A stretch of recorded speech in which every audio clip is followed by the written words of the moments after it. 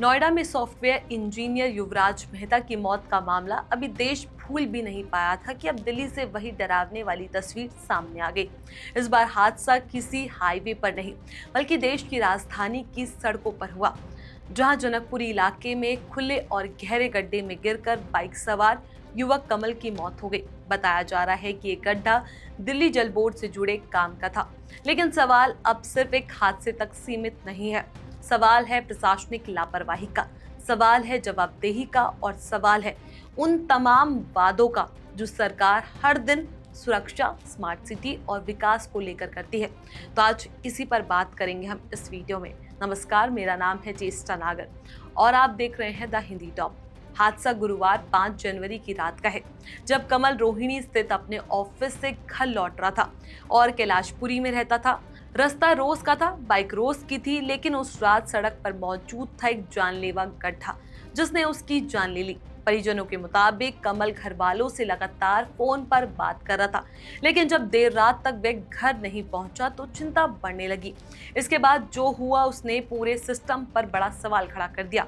परिवार का आरोप है कि पूरी रात जनकपुरी, सागरपुर, विकासपुरी और रोहिणी समेत आधा दर्जन थानों के चक्कर लगाते रहे, लेकिन कहीं से भी कोई ठोस मदद नहीं मिली। उनका कहना है कि पुलिस ने शुरुआती घंटों में इस मामले को गंभीरता से नहीं लिया।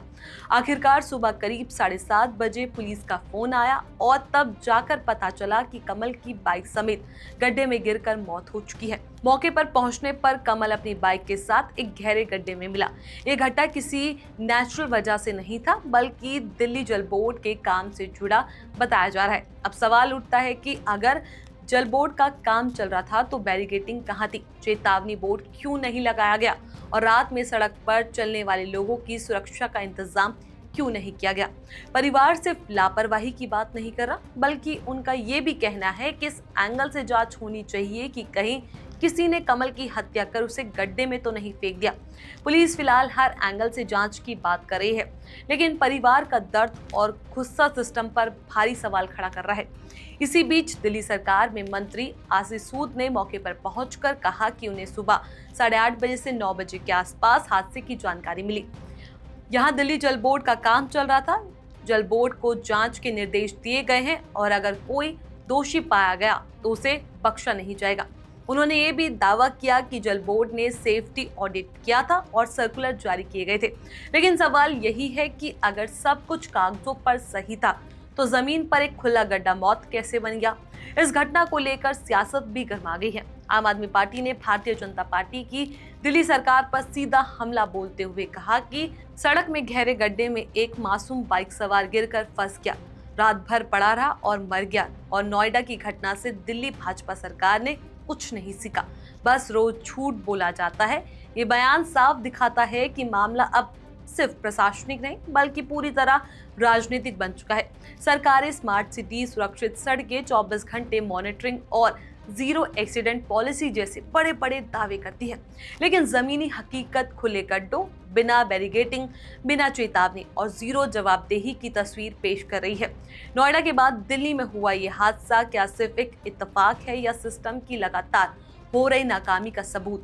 अब सवाल ये नहीं कि बयान कौन दे रहा है, असली सवाल ये है कि किस अफसर पर कार्रवाई होगी।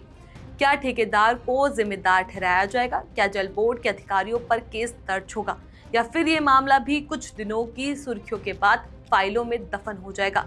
कमल अब इस दुनिया में नहीं है, लेकिन वह पीछे छोड़ गए एक परिवार का दर्द और सिस्टम पर उठते गंभीर सवाल। नोएडा के बाद दिल्ली में हुए इस हादसे को अब चेतावनी समझने का वक्त है, क्योंकि अगर गड्ढे ऐसे ही खुले रहे तो अगला नाम किसी और का हो सकता है। सरकार दावे बहुत करती है, लेकिन जमीनी हकीकत आज भी जानलेवा है और सवाल अब यही है, आखिर जवाबदेह कौन? इस खबर को लेकर आपका जो भी कुछ कहना है, अपनी राय हमें नीचे कमेंट सेक्शन में जरूर बताएं। ऐसी और भी वीडियोस के लिए आप हमारे चैनल द हिंदी टॉप को सब्सक्राइब कर लें। इसके अलावा आप हमें एक्स, फेसबुक और इंस्टाग्राम पर भी फॉलो कर सकते हैं।